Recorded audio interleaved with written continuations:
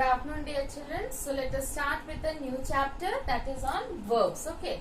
Now you have studied about verbs and you have always been utilizing verbs in your sentences while speaking, while writing. So that means you are well acquainted with the verbs. Now let us identify these verbs in your sentences so that you can understand it more clearly. Your concept will be clear and then you can understand that what are these verbs termed as. Okay, what kinds of these verbs are. Okay, so now here verbs actually means those action words. Now when I say action or a concept, so or a state of being, so that means when I say action, like at present I am talking, so my talking is my action. Okay, so that is a verb. When I am writing, so that is an action. So that is also your verb. When I am thinking, so then that is also your action. Though when I am thinking, you cannot see me doing that action, but still that is a concept, and so the thinking will also come under your verb because these are the actions which are taking place. Right? So now here, let us first write that what are verbs? Verbs are the action words. Right? Now here let us see that verbs have been divided into two kinds. One is your main verb and the other one is your auxiliary verb. Okay. Now I will come to that auxiliary verb later. So first let us go about that main verb. Now just now I was explaining you about some actions, so that will come under your main verb, like your walk, talk, run, think, swim, write, draw. So these all will come under the main verb, right? And the other one is your auxiliary verbs, or else you can term it as your helping verbs. Now here auxiliary verbs are again divided into two. One, you have your primary auxiliaries and the other one is your modals. Right? The other one is your modals. Now what are these primary auxiliaries? You have always used it in your sentences. Let us first study that. Now primary auxiliaries are the be form of the verb, the have form of the verb and the do form of the verb. Now under the be form of the verb we have is, am, are, was, were. Okay, these are known as your be form of the verb. So under this be form, that is I am talking about now the primary auxiliaries. This is what I am explaining over here. Under the primary auxiliaries we have the be form of the verb, have form of the verb and your do form of the verb. Under the be form of the verb we have is, am, are, was, were. Right?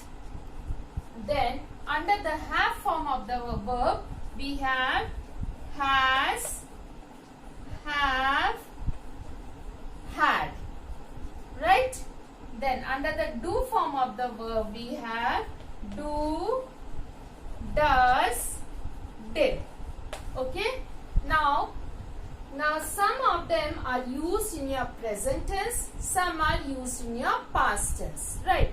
So as when we study about the tenses chapter, we will be again distinguishing these, that which word will go for your present tense, which words will go for your past tense. That time we will learn in details. Okay. At present you remember that verbs are divided into your main verb and auxiliary verb. Auxiliary verbs are again divided into primary verb and modals.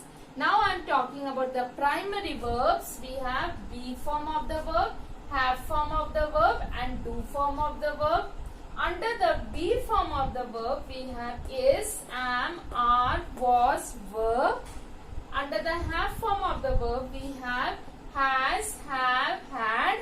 Under the do form of the verb we have do, does, did. Okay, this is about the primary auxiliaries. Now I will be telling about the modals. Okay. Now, under the modals, we have the words which you have also used in your sentences, like your can, could, shall, should, will, would, then must, then ought to,